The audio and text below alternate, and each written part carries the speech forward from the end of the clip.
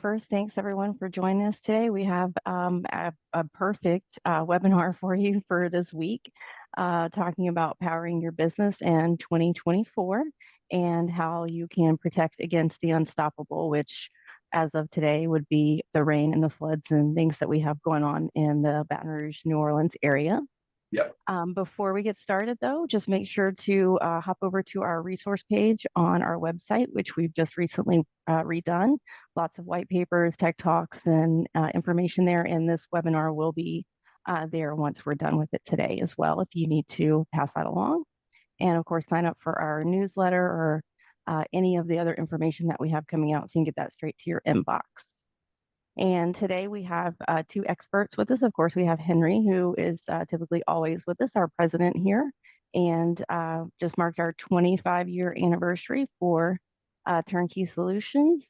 And we also have another expert with Eaton here with us, Jonathan. Thanks for joining us today. And we'll go ahead and pass it over to Henry and get it started. Thank you, Stephanie. And thank you, Jonathan, for joining us. We're so very excited to have one of our best partners and in the industry with us. And thank you for taking time out to join us today. Appreciate the invitation. And thank you all, everybody who's hopping on and who's here with us today or watching us on a recording. We're excited to have you here. I know it's going to be really helpful. We've got a ton of resources that Stephanie just walked through that are out there on our website currently, and we're before today. I want to make sure and share a couple resources that we're offering today. Hang on to the end of the webinar, and we'll get them to you. You just got to ask. But the first one is going to be a white paper or product, just kind of not a product, but just a detailed brief that we've written on powering your business for growth this year. We've got a ton of information in there that we're going to touch on a little bit in today's conversation, but a lot of workbook kind of stuff and detailed information on just how to build that strategy to make sure and really protect your organization, protect your budget while you're at it. But just a ton of really great resources from Eaton. And we'll talk more about this at the end of it, but there's really powerful white paper, brochure, product brief, I'm not sure what to call it just yet, document. There we go, on how to do this really well for your organization. And we've got a really great offer that I want to make sure you get a hold of. Is we do a detailed power inventory. We'll talk about how to do that yourself if you want to today in the webinar. We talk a little bit more about it in the document, but how to do a really good comprehensive inventory of your environment and how to create that plan yourself. And if you want to, we're going to offer how to get that for free from Turnkey, normally a $1,500 project on the small side. But we're going to give away some of those for free today. So make sure and stay tuned all the way to the end and we'll get to that. All right. So all that said, today what we're going to cover a ton of details, and we're going to fly through a bunch of stuff, but high level, what we're going to really make sure we cover and get out there is just the overall stakes and kind of some of the bigger issues and things that we got to be aware of when we're talking about power problems at your office, and what can we do to protect you and from is a great conversation, but we got to talk about what are we trying to protect you from. What's the game plan for power outages at your business or brownouts or other power problems? So we're going to talk a little bit about how to build that game plan. We're going to detail a little bit of current up-to-date recommendations from 25 years worth of experience here at Turnkey, plus every bit of data that Jonathan's seen at Eaton, and Eaton sees power issues around the world. So we've got a ton of really great solid recommendations for how to protect your environment with today's technology. So like, what do we do with lithium ion? What do we do with generators or solar or wind power or whatever? And are those relevant today? So we've got a ton of things that are really up to date and relevant from the small side to if you've got a data center, we're going to talk about that too. So hang tight. I'm excited about today's conversation. All right, now getting started. and kind of setting the stage for why we wanted to have this conversation, and just the things that turnkeys seen. And I know, Jonathan, you've probably seen just 1,000-fold what we've seen in our customers. But from the very smallest side of just the annoying beeping that's coming from the closet, that customers will call us every now and then, like something's beeping, I don't know what it is or what's going on, but can you help us out with that? Or all the way to the little more common things of like, the power goes out on a workstation, and it's just dead, or they get a power surge. We see these all the time, just like every week, pretty much. And then now here in Louisiana, we've got I don't know if we have statistically worse than average power grid, but it certainly keeps us on our toes. But we have server failures and critical equipment going down at customers. It feels like pretty commonly, because they lose power, or we have hurricane seasons, and kind of the end result of that is we lose, our customers will lose data, they'll lose power just for a little bit, so they lose operational capacity, and sometimes they lose like entire chunks of their equipment to these power issues. So that's fairly common, and trying to put that in numbers we'll get to in just a second. But the real world is, it's not just an interruption and not just an irritation, it's loss of revenue. And that's what we're going to try to protect here, is that your business continuity is not just about saving reputation, which that's important, but it is really important to understand and just put a number to it, that when your power goes down, or if you lose a server, you lose the ability to stay on your phones, you're losing revenue, and you're losing face with your prospects or with your customers. So it's really important to stay on top of that, be able to put a number to it, and figure how we can minimize that. Other things that we see that are maybe a little harder to explain, but sometimes we've seen this before, that a server goes down, or a workstation that's in the middle of some process goes down, and right in the middle of some critical operation, or maybe there's just a database running on it that doesn't have the ability to recover well from just being shut off like that. And what we experience is a weird situation where the hardware may come back up when we've regained power, but there's extensive data corruption. And we've got to do a lot of work on the IT side to just get that database healthy, restore from backups, and there's the real world chance of lost data, corrupted data, data that you can't trust for a period of time. So that's really painful, really expensive, and costly from just an interruption perspective.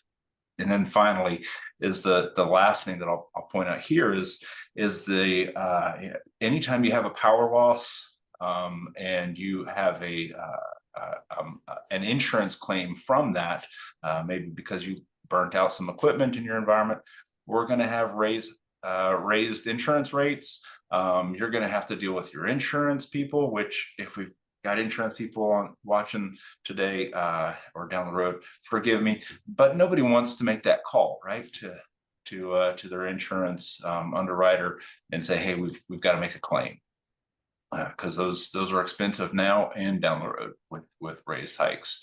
One of the last little things that I could think of when I'm trying to put a number on it from a big perspective is that the Department of Energy, this is from a few years back, the DOE estimated that just power grid failures alone, not local failures or servers going out or whatever, just the grid failures alone can cost businesses $150 billion a year. So I don't know what portion of that is yours or mine, but there's real costs associated with the big events of grid failures, and there's real costs associated with just these micro failures of maybe your building lost power, not the whole grid, or maybe you had a lightning strike or something like that.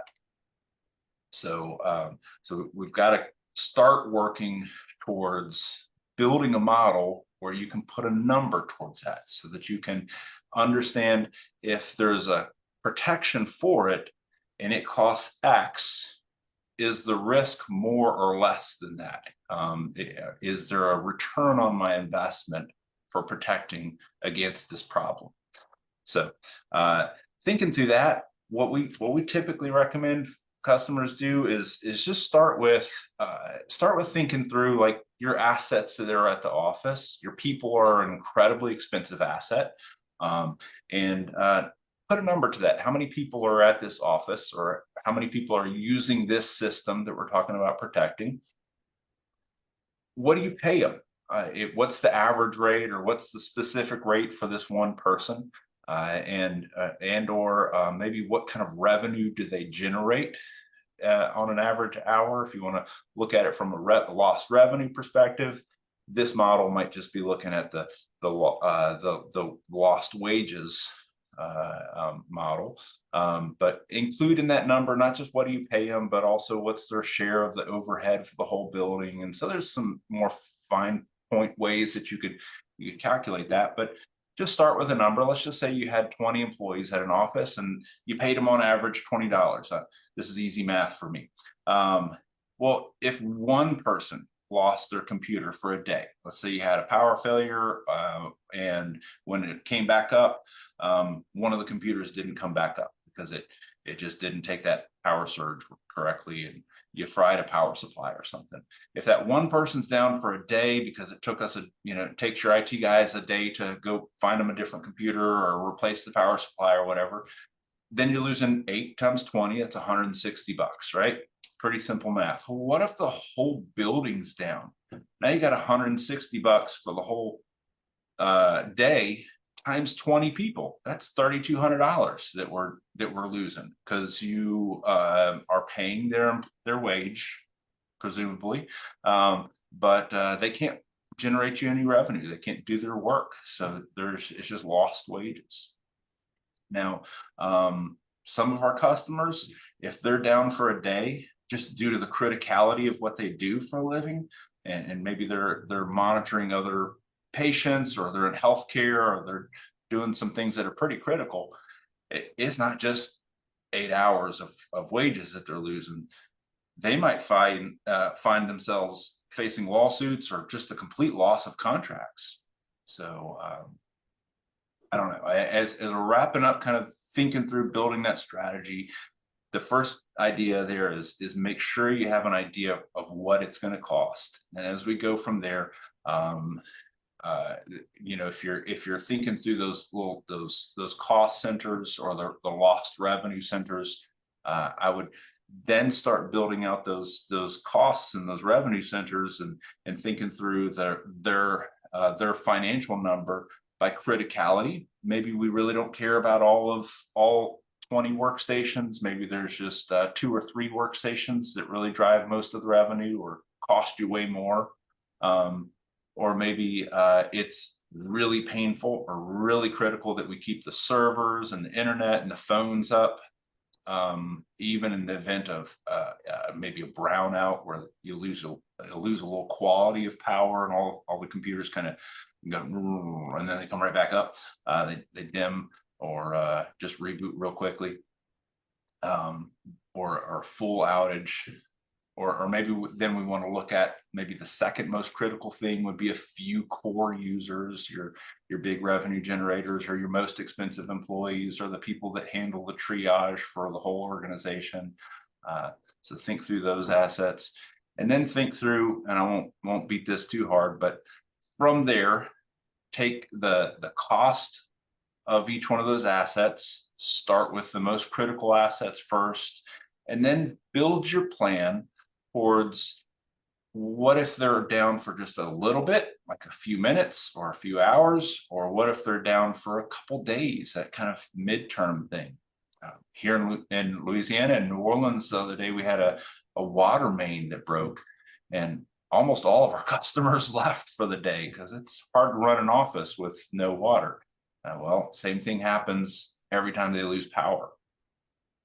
And then thinking through that, we're walking into hurricane season pretty soon here. What we have to address is the reality of what happens if we lose power for the long term. And 3 to 14 to 21 day power outages are pretty common, unfortunately, down in some of the southern Louisiana. So, Jonathan, as I'm thinking through a lot of stuff, and I hate to blab a whole lot, that's the overall big strategy planning that we tend to think through.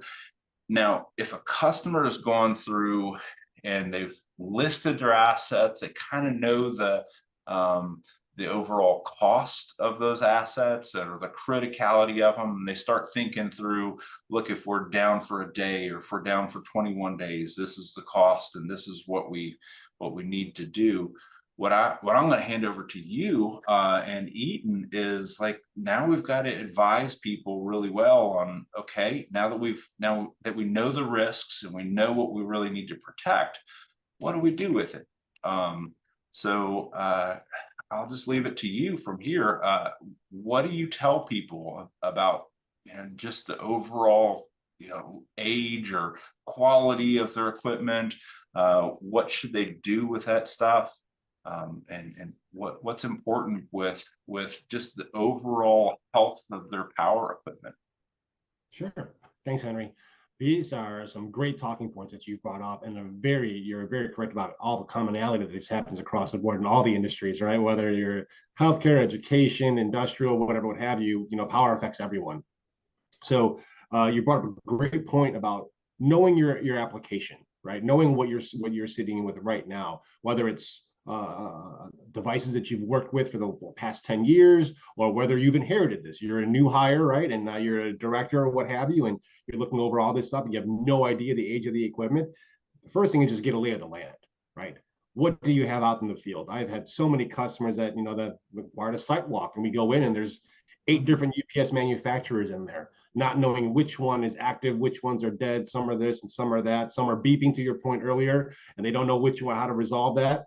So, getting an idea of what is in place in your current state of application is paramount, right? If you came to me and said, and you didn't do any of the legwork in advance and said, hey, I need a battery backup, some of my first questions are going to be, what are we backing up? What does your solution look like? How much runtime do you need, et cetera, so on.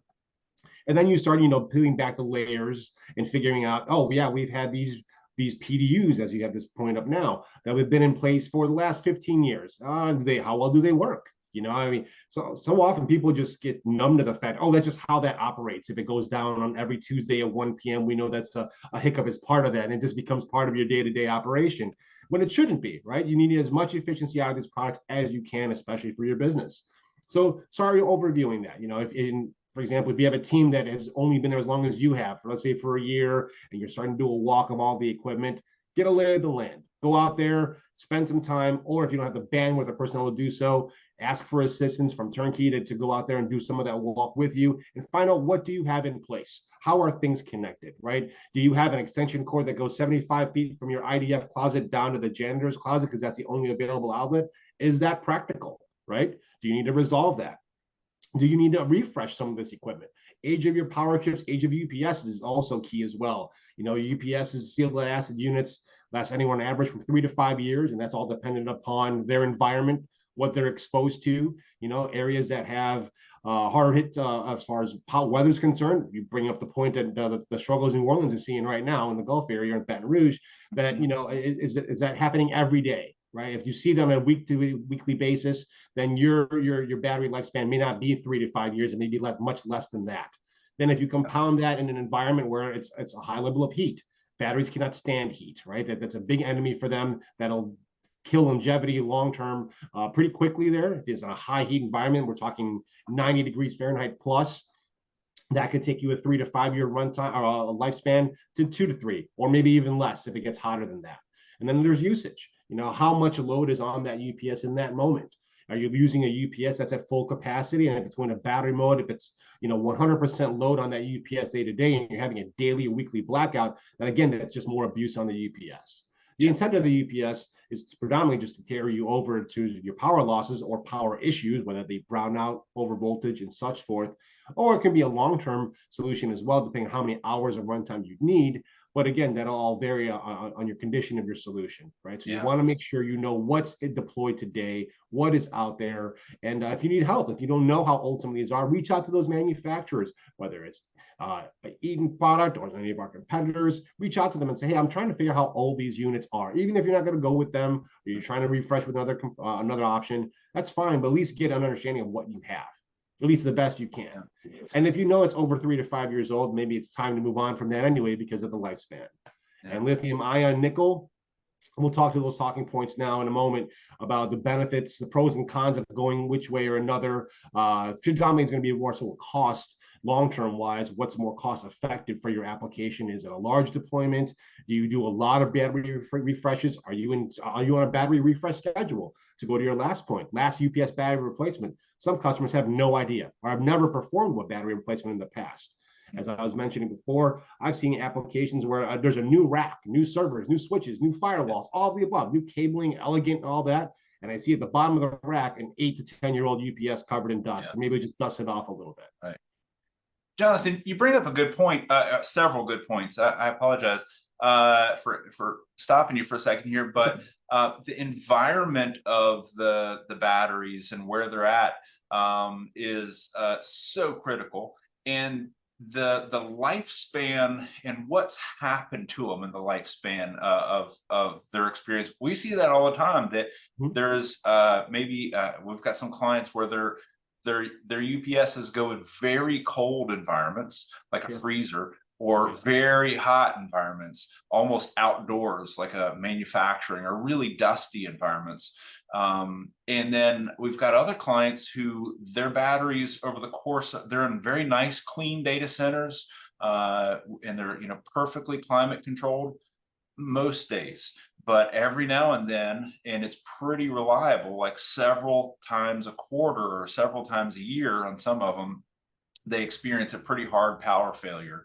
And over the course of maybe 3-5 years, these batteries are going through a deep discharge and running every piece of equipment just a high load, and so they're living hard.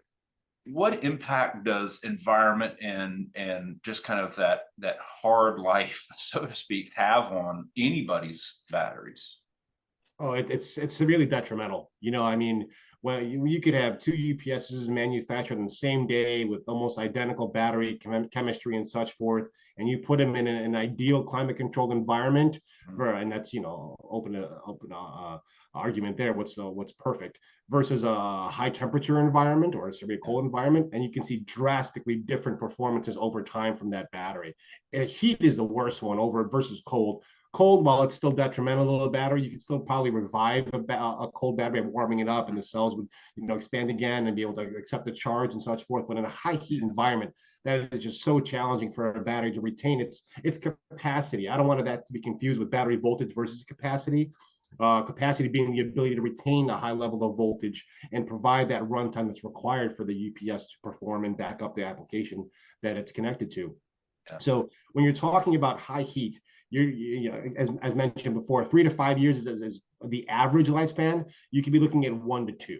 I've had plenty of customers in the past, and my former life as a field service rep come into opportunities where I walk into the room and immediately I walk in and it's already hot for me. If it's hot for you, then you can already imagine how it is inside that enclosed rack with the UPS in the metal chassis in between 2 other metal devices that are also conducting heat. So probably 10-15 degrees warmer inside the UPS on top of that, right? And then you could be talking about dangers of thermal runaway. Batteries that have never been serviced before, that are over 5 years old, that are being overcharged, and now there's a potential for them to leak, right? Or expand. If you ever walk into a room and you start to smell like rotten eggs or that gassy smell, then no one else is there but you. And if it wasn't you, more than likely it's going to be a UPS. It's a battery, right? It's a battery. And then now you've got to deal with, depending upon the stringencies of your solution. Does you have the OSHA have to get involved now for cleanup and such forth, safety and regulations, neutralizing the acid so it's safe to replace, so a lot comes into play. You definitely want to have your environment as cool. I mean, it's electronics, right? Most electronics like to be within that 60, 70 degree temperature range to operate nominally. And then if you have hot spots where, some of the HVAC isn't working, getting to that location, look for cooling options. We also have those opportunities as well, right? So that's not only helpful for the UPS, but also for all the equipment that the UPS is supporting as well. Now, Jonathan, I won't talk about everybody else's brands or whatever, but for Eaton, on the batteries that have connectivity or monitoring or whatever, is there a general guidance on what you tell people to, like, here's how often you ought to go look at the data and see how, is there stuff that we ought to be doing to maintain those or to stay aware of how healthy they are? Absolutely there is, especially for UPSs that are equipped with a network card in them, right? Those are the easiest to manage because you don't have to go out there physically touch them and press a button to initiate a self-test. That's just impractical if you have a large deployment. So when you have a UPS with a network card in it, you can run what we call a self-test, which is basically a quick check of the UPS's batteries. UPS will simulate a battery mode operation, like basically going to operate in battery and seeing how well it can support the load, and then give you an analysis back or feedback in return if the battery needs to be replaced or not. Typically via, if it's LCD display, you might see an icon plus the ongoing beeping that you mentioned earlier on in our presentation, that it's not forever going to beep until the battery gets swapped out. But I would recommend at least doing that quarterly at a minimum.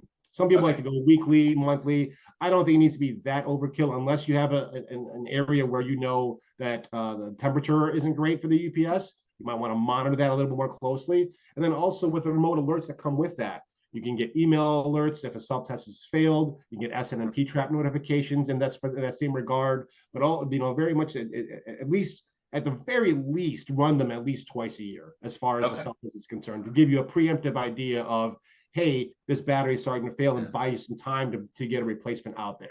So if you have never logged into your battery backup or you don't even know the password to it, that's not good? Absolutely not. I would highly recommend, first of all, to your point, and that's a great point you make. If you have a UPS, anyone has a deployment of UPS that's aged, and I want to say age anything 2 years or older, that at least you think is 2 years or older, I would not advise running a self-test on everything out there, because what if you have a segment of your UPSs that does have low batteries? Now you're going to run these self-tests and trigger a whole section of beeping and alarms and such forth that you may not be prepared to address, right? So pick and choose carefully. If it's a new deployment, definitely get on board with a preventive maintenance schedule, and that includes running your self-tests quarterly, at least twice a year if at all possible. And for the aged populations that are out there, maybe you want to pick and choose which is most critical, right? So out of all your entire application, which is most mission critical for your equipment, right, as far as your business? If it's, let's say, this one building, let's focus on those first and run self-tests in segments, right? Let's start with the first floor, second floor, or one room at all, and just move out from there. And also, before you do that, look into the cost of battery replacements. Is it time to buy replacement batteries? Is it time to refresh the UPS altogether? Is there a new technology we need? And at the same token, is it time to upgrade the UPS? Some of these UPS I've seen have been on the field 10 plus years, and the application is now outgrown the UPS, where they have some equipment on the wall that's not even battery backed up, and some on the UPS. Now it's a split kind of configuration. Well, we do have UPSs that can support all of it if that's the preference, right? And maybe it's that your application grows with you. And we have UPS that do that also. That can start off as a 4 kVA solution, and as your application grows, the UPS can grow with you. Add a power module. Now it's 8K and such forth. Yeah. All right. So thinking through, like, overall, and there's so many good points there that I'm gonna have to go back and re-listen to this conversation and think through. But we could just stay on that one piece for the rest of the day, because there's a lot to just maintaining your power infrastructure in general, no matter how big or small. But let's talk real granular now, Jonathan, if you don't mind. If a company has workstations that they want to protect, what are you seeing, and what do you kind of recommend for most of those nowadays? Well, when you're talking about smaller, workstation kiosk applications, single PC monitor and such forth, you're not looking at a lot of high power draw there. And more often than not, those are meant, I don't have a lot of requests for extended runtime for those kind of applications. It's just enough for them to get through a blackout and do a proper shutdown. Now, what is a proper shutdown? Again, that's subjective, right? This is where I advise, perform a shutdown of your application and time it, literally clock it, and figure out how long does it take for this PC to shut off. That's how much runtime you need, plus another minute or two for cushion just in case things slow down or the bandwidth of that PC is maxed out and it's running slower than it should be, right? So definitely looking probably more so on 1500 VA. It's a measurement we use as far as power, roughly around 1400 watts of draw is typically what you'd see from that. And predominantly even less than that, maybe even around 900 watts. And what you're looking for, right? Is it a teacher's desk? Is it an office station that's in the middle of a warehouse? Is it right outside of an IDF, whatever, what have you? Look at what your solution is going to look like, what it's going to need. Is it going to be a tower format where it sits on the floor on top of a desk? Is it going to need to, is there a rack nearby, a wall mount rack, a 4-post, 2-post, whatever it may be, and just find those form factors accordingly. And then determining your topology, right? What technology do you need from that UPS?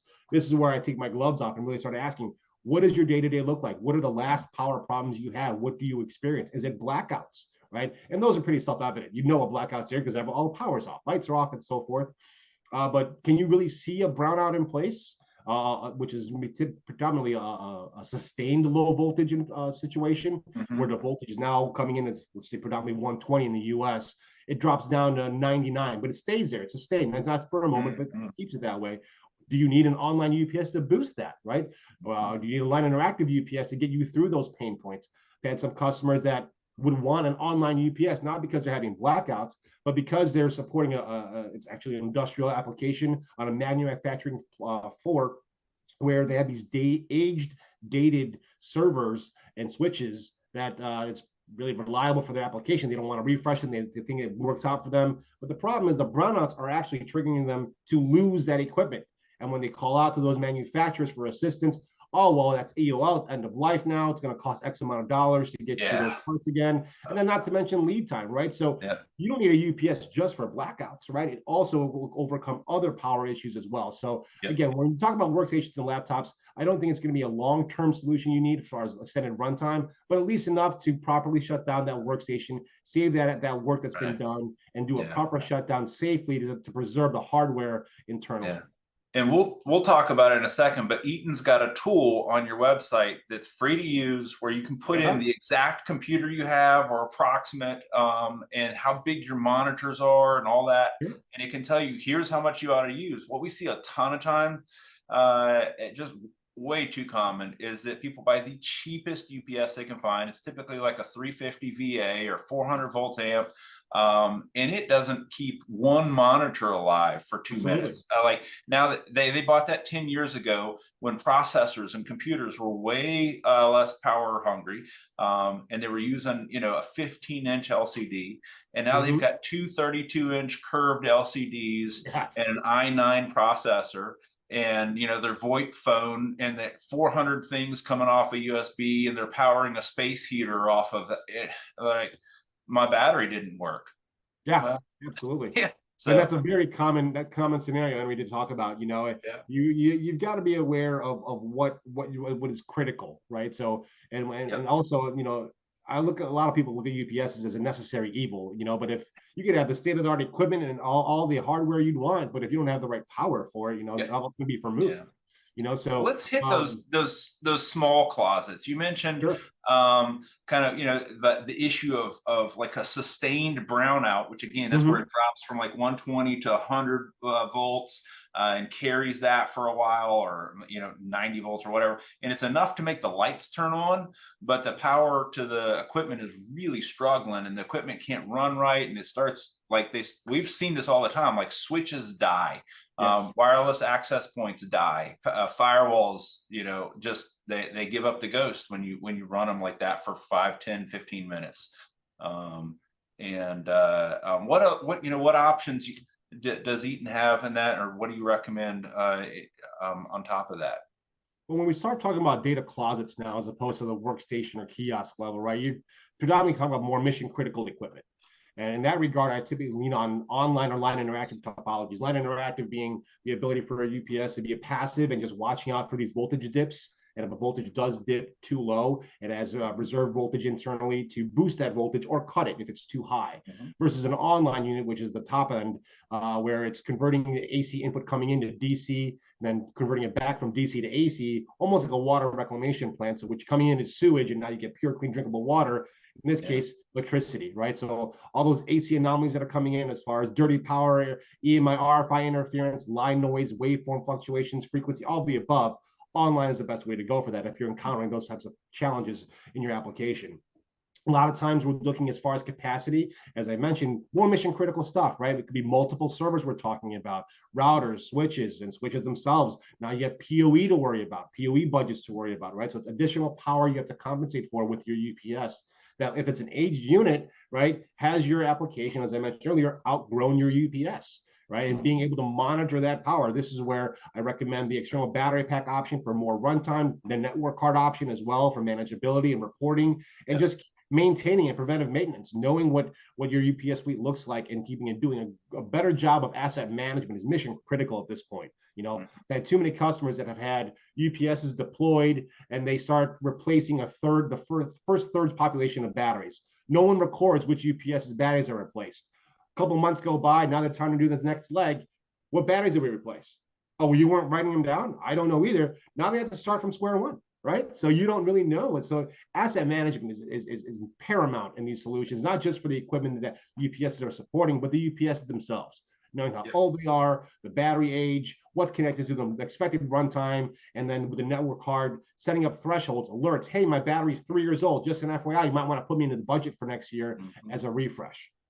Yeah, you mentioned an interesting point on those network cards. I know in the Eaton product line, the batteries that the UPSs that have the network card, the software internally, doesn't it track how old the cell is, how old like when the battery was last replaced? Yeah, as part of the installation, we configure it, you're supposed to configure the install date of the UPS as well. So the UPS does have an internal clock, but it doesn't really know exactly when. It could be just powered on in a test lab somewhere before we shipped it. So users are requested that, hey, tell the UPS when it was actually installed as part of the configuration.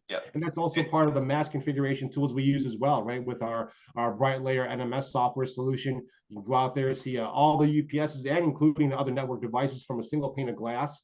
And that way you can configure multiple devices. Hey, I configured one. I want that configuration for all my other UPSs.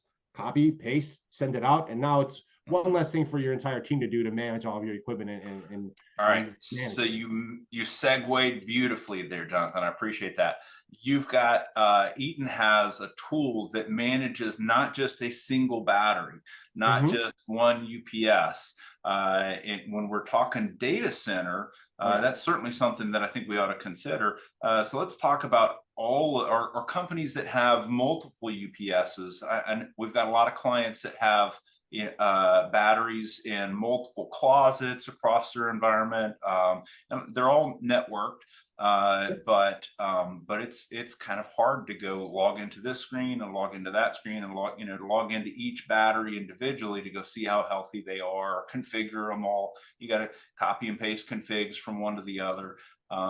In those data centers, can you speak to that? Like, does Eaton have a solution that can help me manage, 10, 15, 20 batteries, or if I've got a bunch of batteries and UPSs across the enterprise? Oh, absolutely. Once you get to the data center level, and that's how location, quantity locations, geographic locations as well, whether you're domestically US or worldwide, what have you. Our BrightLayer software solution is a great NMS network management system to monitor it, again, not only just your power devices, it's vendor agnostic, right? If you have an existing population, you're in the middle of a refresh, and it's a combination of multiple vendors, it will support those as well, including the network hardware and infrastructure. So when we're looking at a data center, you're looking at predominantly the mission critical portion of a business, right? And a lot of time you're talking about way more power consumption than you would get from a workstation desk application or even a small IDF closet. Now you're looking at predominantly 20 kVA or lower in single phase power, and then also 20 kVA and higher for 3-phase power. And for those that are novices when it comes to that voltage or the wiring solution, single phase versus single phase, what you normally get from your home outlet, your NEMA 515 outlet, the common 3-prong that we see everywhere, versus 3-phase, you're looking at 208 volt plus 480 volts higher. You're looking at 20 kW kilowatts or higher and above. So it depends on what you're looking at as far as consolidation. What does your current solution look like? Do you have 7 UPSs that can be consolidated into one, right? And on top of that, be aware not just of what your power requirements are, but what are your connection available? What's your electrical connection available in that location?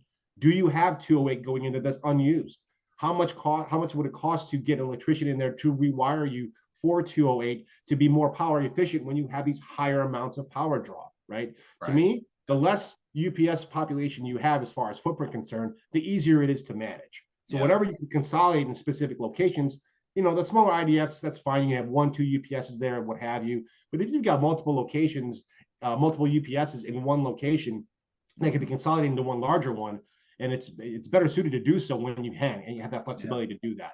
And then the monitoring part of it as well, right? If in these cases, more often than not, at a data center, you want extended runtime. And now we're talking about, well, how much time is good enough? That all depends on the business, right? Some people can't get away with 2 minutes. Great. Okay. So you need at least 2 minutes. Are you have a generator backup? Do we just need to be the bridge gap from utility power loss blackout and then a minute for the generator to kick in and then generator power engages? Then you need a minute of runtime, right? Or maybe at least 5 minutes for a cushion. But in some instances, some customers ask, hey, I want 14 hours of runtime. And we're not against trying to size you against that, right? But it all depends. Is that going to be the most practical solution for you long term?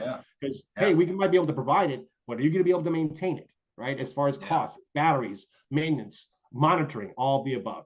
So you know, having a data center with the right equipment in there, knowing the application, sizing you for the right size of UPS with the amount of runtime and the ability to report and alert accordingly if there's a power loss, if there's a low battery, or if there's a high temperature situation that's occurring, or even humidity levels. Some of our temperature sensors can report upon humidity. So if you know those pain points you have about your solution, this is why we rely on the end users so much. Tell us what your problems are, right? Whatever your laundry list is, whatever you may have muttered under your breath, man, I wish this one room would be cooler. Let us know what that is and we can size you accordingly. So, you know, you touch on yet another thing that like, and I'll just pause here for just a split second, Jonathan. Not only does Eaton have the ability to protect, you know, a workstation, small data closets, large data centers, and kind of maybe a private company that's got 5 or 6 racks in their data center, but y'all do big stuff too, right? Like, can you speak to just a little bit? Like you've got some installs that are like city blocks that y'all take care of. Yeah, they could be. You know, I mean, we can fill an entire data center with just battery chassis and UPSs, right? We're talking about a 3-phase solution. So when you're talking about large applications, predominantly we're leaning more towards a 3-phase variety, and that can get very complex with how power is distributed from there, right? This is where we really need to be hands-on with the customer and understanding with electricians on site or whoever's in the technical resources is familiar with the project to understand what their needs are. What do you have there today, and what are your pain points? Okay, so when you're talking about, you know, some of our 3-phase units can go in excess of 500 kW, right? That could back up multiple floors or an entire office off of one UPS, or a building, or even a campus, depending upon what the solution is. You know, there's been plenty of times where customers would rather not deal with UPSs at the rack level and would rather have it behind the infrastructure. So every outlet in a building now is backed up by this UPS way upstream of the outlet itself. So it all depends on what's more prevalent for their solution. Is it easier? Is it more cost effective? It all depends. You know, I mean, if you got 1,000 UPSs out there that are smaller units, does that outweigh the cost of a large 3-phase unit that can support half of that? It all varies. So, but yes, we do have units that can support that in various varieties. We also have lithium options and then 3-phase as well for extended runtime and extended life. So yeah, we have lots of flexibility. Actually, before Eaton acquired Tripp Lite, Eaton hung its hat on 3-phase, and actually Tripp Lite was more prevalent in the single-phase variety. So now with the combination of both portfolios, we can address all UPS needs across the board. And that brings up a fun thing that we just unfortunately don't have time to talk to. But not only is Eaton growing its, and we'll talk about cybersecurity in a second, but just its overall protections for the industry. You've got some massive solutions. You've got solutions that scale down to the tiny size. But you've continued to grow the company by acquiring leaders and just some of those smaller suites, like you mentioned, Tripp Lite, who has a really good power strip, or some smaller racks, or they've got some really cool solutions that we've been selling for years and years. And you're kind of doing a really great job from our perspective of kind of merging those product lines and those companies. So there's just a tremendous amount of things that if we had you, Jonathan, for like a day, we couldn't cover all that Eaton does, or your experiences there with Eaton. So we would appreciate that. One of the things that I'm looking at the list of people who are on here today, Jonathan, and they're across every industry. So what's Eaton's approach to that? Like we've got some folks online that are in healthcare, some in industrial, some in manufacturing. I see somebody from a government organization. Tell me about that. Like, how do you approach that? If somebody says, "Hey, I'm healthcare," what do you do?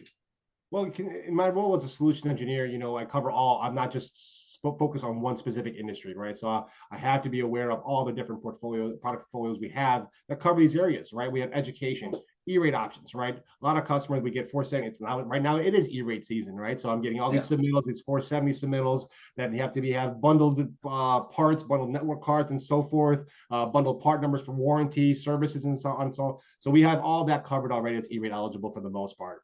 Government TA compliance is a big thing, right? We get a lot of these submittals from a lot of the defense contractors and such forth, or directly from the military themselves, or even from government agencies that have to have TEA compliance. We have a whole section on our website that's geared to all of our products that are just TEA rated. So if you look at our website, you start seeing, oh man, I don't know which if this TEA rated or not, just find the option that says TEA compliant, and that'll minimize your search from 4,000 plus SKUs down to whatever that number ends up becoming for your search filter, right?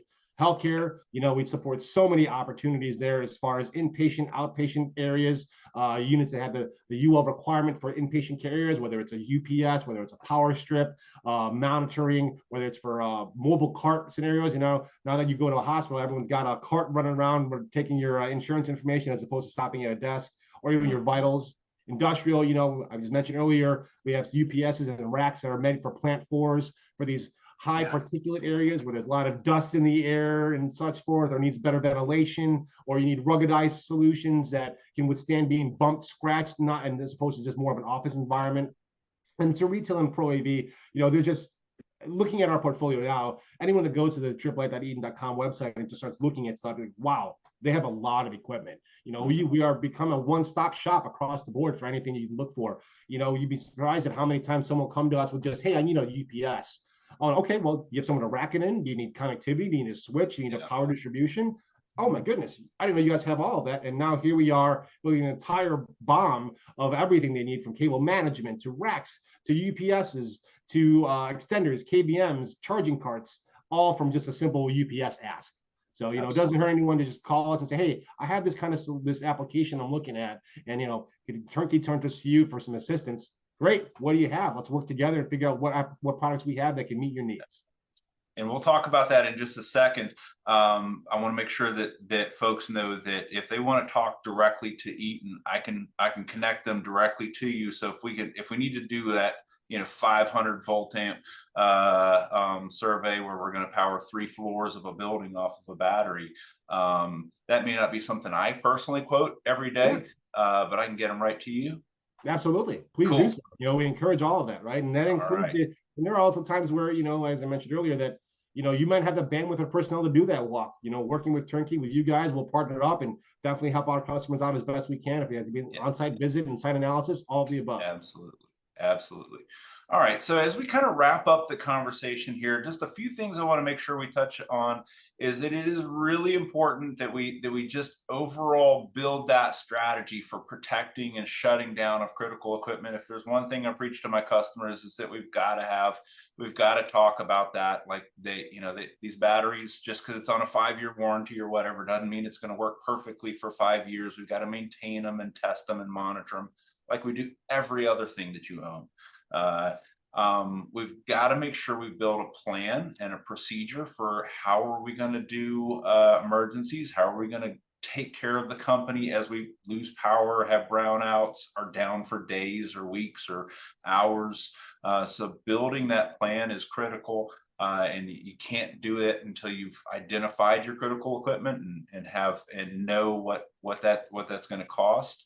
And we do that by building out the calculations. We take our assets, and Eaton has a phenomenally powerful tool and really simple to use where we can do that. We take the critical assets or whatever that you're trying to protect, and we put it into their little machine, the website, and it just pumps out, okay, here's 3 or 4 options. How much runtime do you want? How much scalability do you want? You know, maybe what industry are you in? They'll size it right in. So that's really good. One thing that we didn't talk a whole lot about, a ton of, is you know, what's your overall thoughts, Jonathan, on all the other stuff like generators, solar? I don't know what other kind of power we're going to come up with down the road, but if a business is thinking through, you know, how does that play into my overall power protection strategy? What does Eaton have to say about it? Well, I guess we like to this. We prefer to size solutions based on what's most practical for a customer, right? When you're looking at generators and solar or alternative versions of power outside of a battery backup in of itself, it all depends on what's most cost efficient for you. If someone approaches us and says, "Hey, we need an hour of runtime," that's pretty feasible. It's pretty common to ask for that amount of runtime. And here's a UPS that can do that, X amount of batteries and such forth. Here's what maintenance would look like, that kind of thing. What I get concerned about is when customers want exorbitant amounts, and I guess again, it's being subjective what that total would be. But if you're asking for 8 hours of runtime, you know, is that going to be more practical if I size a room full of UPS batteries for you, right? Is that going to be more cost efficient long term over the next 3 to 5 years versus getting a generator and have a smaller UPS that's a bridge gap? You know, those are things we want to weigh out. And I'm not against ever telling a customer, have you thought about a generator and what that looks like? Have you been sized for one? Not that I want to turn the business away, right? But I also don't want a customer to, you know, get all this equipment in there. Oh man, I have a room full of UPSs. I'm good now for the next 5 years. And then come 5 years from now, man, I could have bought, I need to buy a whole other batteries now. I could have bought a generator for the first purchase, right? Yes. So again, it's about practicality, what you're looking for. It's not against any of us to say, you know, let's just put the brakes here before we give you 37 days of runtime. Let's see, is that the best solution for your application? Yeah. One thing I was thinking through, you know, with generators, we've got a lot of customers that have generators kind of backing up their batteries in that environment. And generators generate really ugly electricity. They can, and for the non-electricians, and I'm not an electrician, but I know enough to kind of be able to mentally visualize what ugly electricity is, but it's just low quality electricity, almost third world electricity. And that is, if your strategy includes generators, I think, you know, we need to part of the conversation would be, okay, let's look back at the maintenance cycle for the batteries. 100%. Because if we're failing over to batteries first, and then after a little bit we're failing over to generator, that generator is going to send some really kind of hard electricity to those batteries and shorten their lifespan.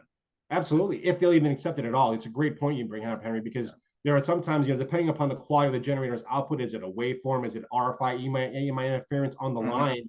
It's some UPS will see that and say, that's not good power. I'm not taking that either. They won't even turn on.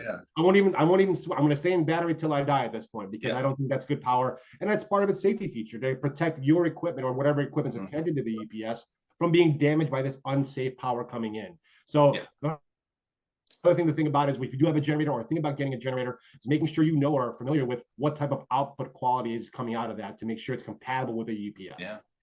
So whatever you're going to do that's not UPS or power strips or whatever, that's not Eaton, we've got to know about it and put it into the strategy, because it changes all the other pieces of your overall strategy too. And you know, today is not a cybersecurity webinar, which is rare for me. We're usually talking about some big hack or something like that. But I wanted to, you know, one of the things that I just absolutely love about Eaton is just your awareness of a critical thing in the IT world, and that is cybersecurity. A year or two ago, 2 or 3 years ago, y'all released the management card firmware that has cybersecurity kind of built in, and it was a game changer for us. And so I'll brag on y'all for that. We really started trying to bring that to our conversations with clients to really think through that. And I'm pumped. I'm going to actually do your product release here for you. I'm really excited about this third version of that card, where y'all are rolling out, and I think it's not in like, we can't buy the SKU just yet. No, the Network M3 is coming out. I believe it's going to be released Q2 or Q3 of this year, if not sooner. Okay. Our current Network M2 card is also cyber secure under those same UL certifications. We've just expanded security with the M3 with some of the features that you're showing there in our brochure. Yeah.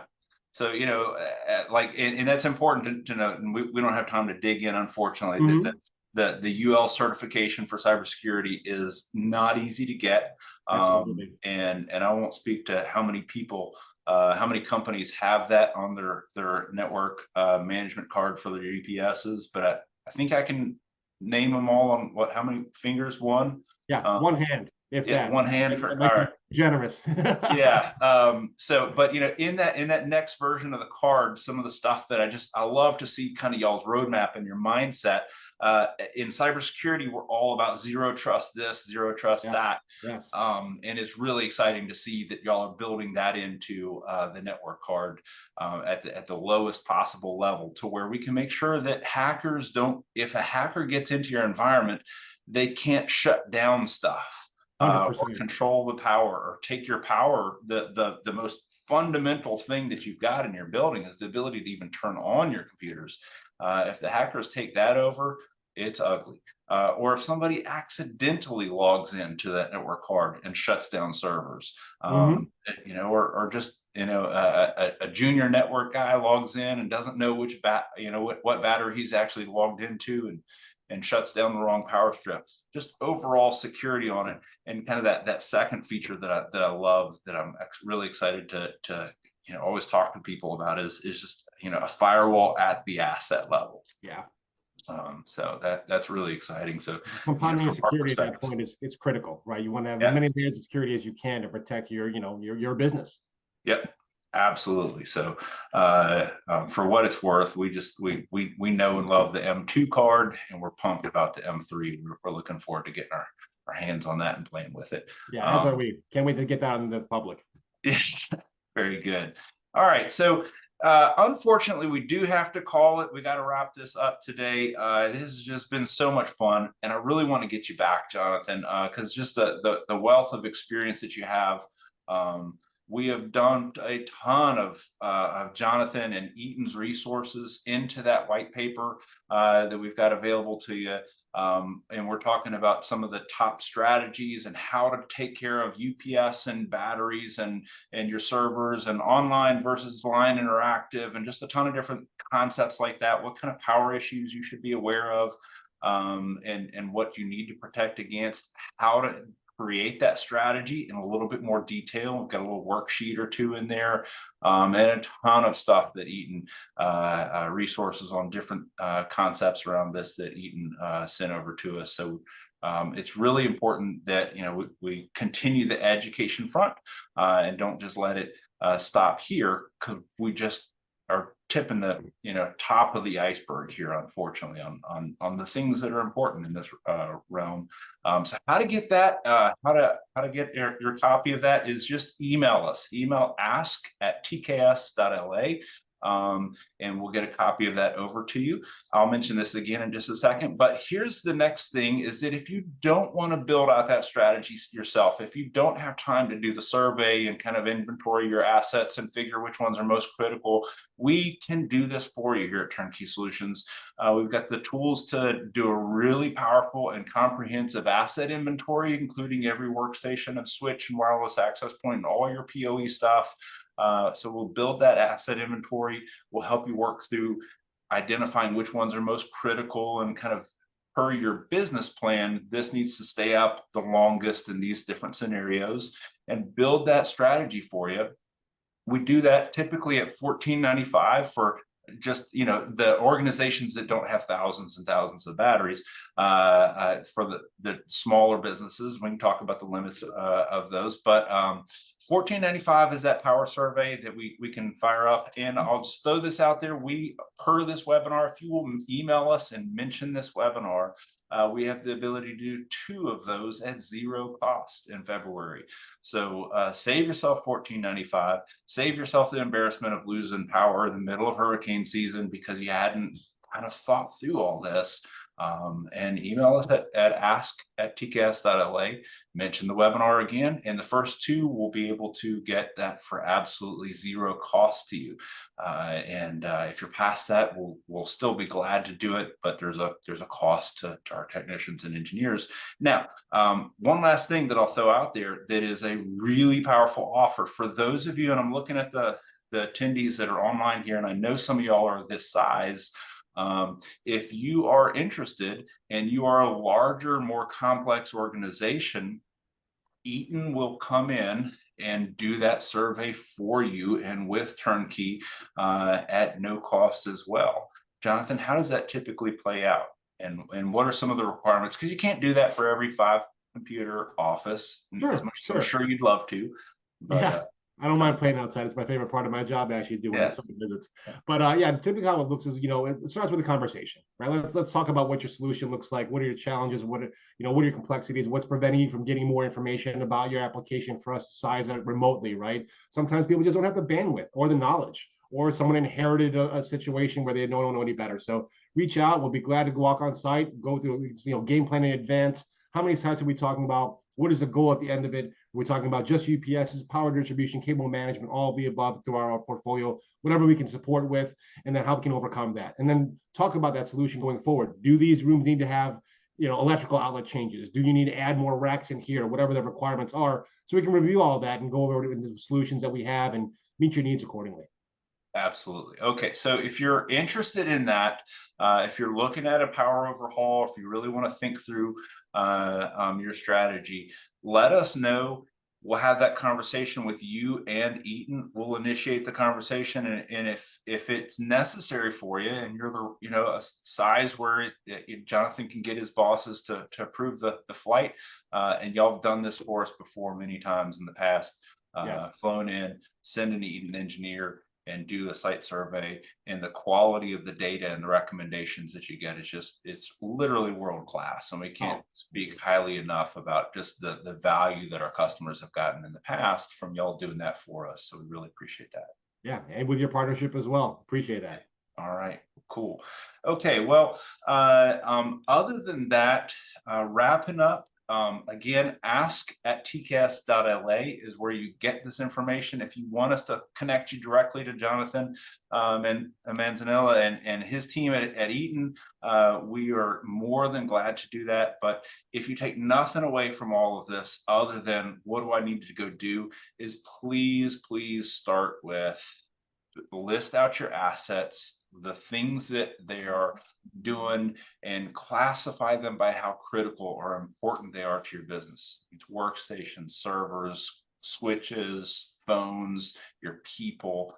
Figure out what your things are that you're going to need to protect if you lose a little bit of power or a lot of power for a short time or a long time, and then build that plan. And if you want to get our guide for how to do that, that's how to get it right there. Email us at ask@tcas.la. If you want to sign up for a free power audit, email us there. The first two will get that. Anybody really large that wants to, we'll connect you directly to Eaton, and we can take care of that directly with Jonathan and his team. So other than that, if you've got other questions, email us at ask@tcas.la, call us at 225-751-4444, and make sure and stay tuned on our website under tcas.la. Go to the resources button and look for our upcoming webinars. We're going to have some really powerful industry experts on hyper-converged servers, and just kind of how do you scale out that data center if you're a small or large company. Voice over IP technologies and where they're going this year, cybersecurity, and a bunch of other really good conversations and industry experts that we've got queued up for you this year. Jonathan, any final remarks or thoughts that you would throw out there as we kind of wrap this up? No, we've uncovered a lot here so far, but I just wanted to thank you for this opportunity and look forward to serving all of you in the future. As Henry said, any questions you might have, as small as your application may be or as complex as you think it may be, reach out to Turnkey. We'll be glad to partner with them and work with you guys on finding out what products in our portfolio will do your application the best. Absolutely. Thank you very much, Jonathan. I really appreciate you coming on and just sharing your 20-something years worth of experience and Eaton's resources with us. We are just honored to be one of y'all's partners and to have the opportunity to bring y'all to our audience. So thank you so very much. Thank you as well, Henry. All right. Okay. Well, thank y'all very much for joining us. This has been a great opportunity to kind of go through a really important subject with you. If you've got questions, here's our telephone number. Feel free to reach out, And like we said, stay tuned for the next few series of webinars and tech talks and other resources that we got coming out. And we hope you have a phenomenal day and a great 2024. So thank you very much for joining us. And with that, we bid y'all adieu.